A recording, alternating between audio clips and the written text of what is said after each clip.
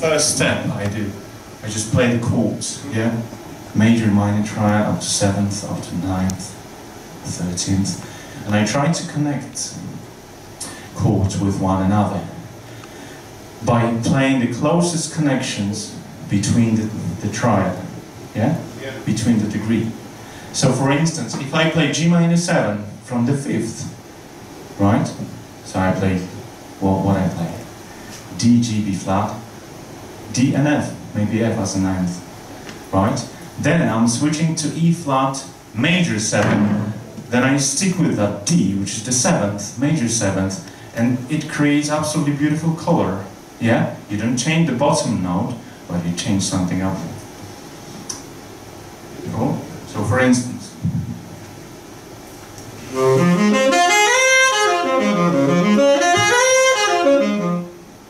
yeah, this is the way I practice, and then you can actually start hearing the changes, and then you become more independent harmonically and rhythmically. So this content, this exercise, I practice with a metronome, right, to be spot on with the time, because in one time, in one practice session, you can practice different aspects: the timing, the melody, the harmony. This is how I get closer to the harmony structures of the jazz standard I practice on. Yeah. So first of all, the changes, right? Slowly. That was just an example. I didn't want to waste your time, guys. That's why I played so fast. For you to understand those clusters, I've always wanted to be a great piano player, but unfortunately there's no talent. So I want to imitate almost like a piano playing, yeah? The chords together. Cool? Thanks so much for this question. What about you, young gentleman? The same question. Are you together, or do you practice together? Yeah. That's good. Yeah. Basically, that's a good question, and I hope I answered it properly. But yes, this is what I practice. This is what I practice with the metronome, with the nice sound, with the great support, right? Support from the diaphragm. Let me repeat that once again. The more I breathe, the less I struggle with the music I want to play. Yeah, this is so important. Yeah, it has to become your like a car engine, right? When you get into the car, you start the engine, and you don't think of it. It works, right? It's like our diaphragm.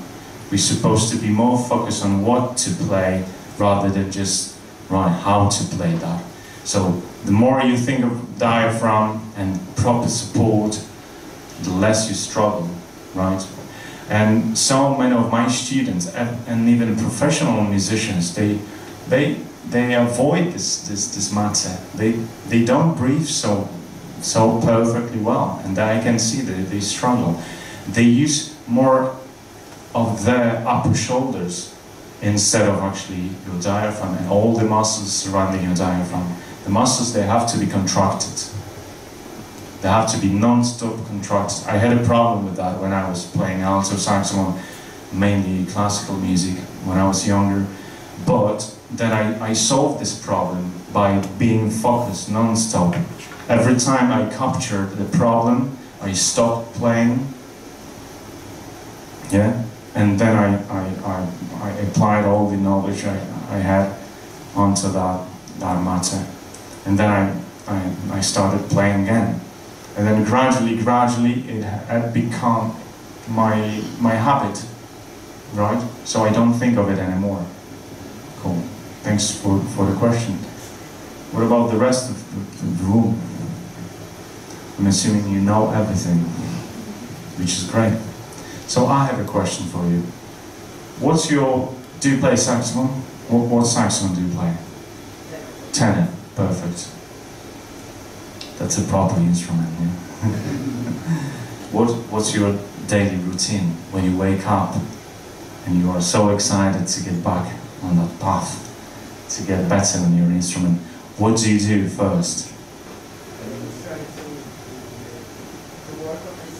On sound. That's so important. Now what's the procedure? How do you work on your sound? Long tones. Yeah, but long tones, it sounds so obvious, but this is really important. But long tones, but again with the metronome, you have to actually force yourself, you have to challenge yourself, not only to one aspect of your practice routine. Because, oh, do you practice long tone? Are you supposed to be great because you've been practicing long tones for 20 years? No, it doesn't work like that. You have to be conscious what you do with the long tone, right? I practice long tones, but I practice them in completely different ways. Like, I connect long tones with one another by glissando, right? With a huge support.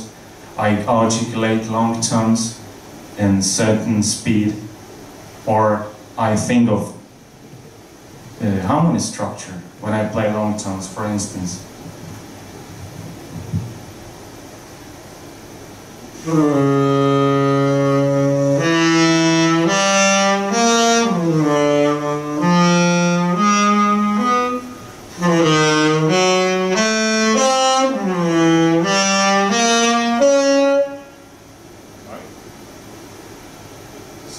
Diminished, right? When you connect two diminished one another, you go what? Semi-alto scale. But this is another subject, right? Let me play something different based on the diminished chord.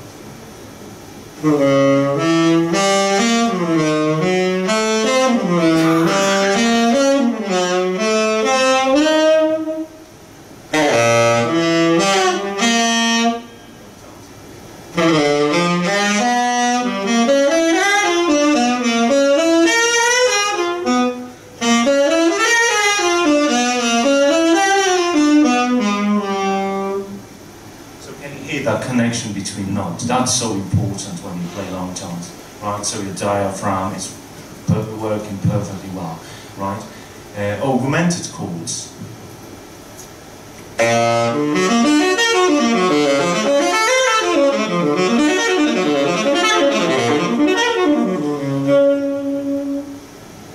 don't want to waste your time. This is what I play in terms of long tones, right?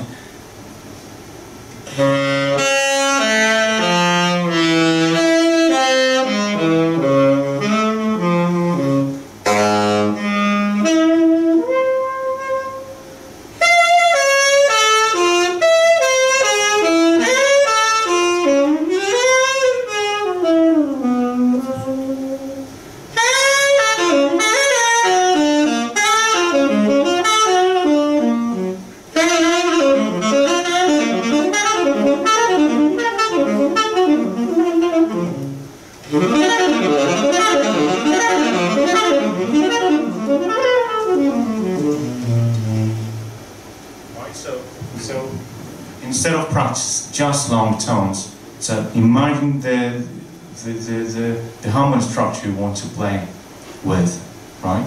This is what I've just played. Augmented chords, yeah, C augmented and E flat augmented. It works perfectly well, yeah. Or chromatically, yeah. But the only aspect I'm really focusing on while I'm practicing, it's to be able to create that fluidity in my sound, to connect notes with one another, right? Because as I said at the very beginning, it's important to play like we were vocalists, not, you know, musical instrumentalists. This is an extension of your sound, yeah? Leave a